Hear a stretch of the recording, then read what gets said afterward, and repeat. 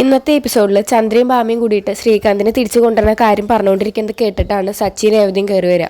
അപ്പോൾ സച്ചി കയറി വരുമ്പോൾ തന്നെ പറയും അതൊരിക്കലും നടക്കില്ല അച്ഛ. ഇവർ പലതും പറയും, അച്ഛന് താല്പര്യം ഇല്ലാണ്ടും ഇവരെന്തിനാ ആ കാര്യം തന്നെ വീണ്ടും വീണ്ടും പറഞ്ഞുകൊണ്ടിരിക്കണേ.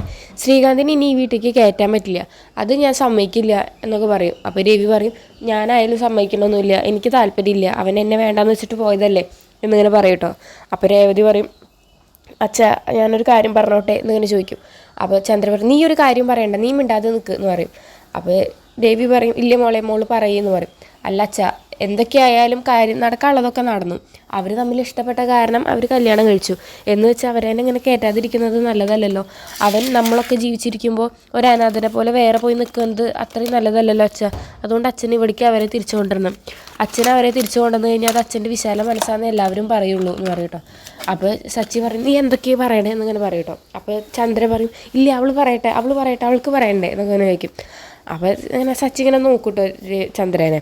അത് കഴിഞ്ഞിട്ട് രേവതി പറയും അച്ഛന് ഇനിയിപ്പോൾ അവരെ കൊണ്ടുവന്ന് അച്ഛൻ്റെ വലിയ മനസ്സാന്ന് എല്ലാവരും പറയുള്ളൂ എന്നൊക്കെ പറയും. അപ്പോൾ സച്ചി പറയും അല്ല അച്ഛ, അച്ഛൻ അവരെ കൊണ്ടുവന്ന് കഴിഞ്ഞാലേ പിന്നെ അച്ഛൻ അവളുടെ ഭാര്യയുടെ പൈസ കണ്ട് കൊണ്ടുവന്നതാന്ന് മധുസൂദൻ നാട്ടിലൊക്കെ പറഞ്ഞ് നടക്കുമെന്ന് പറയും.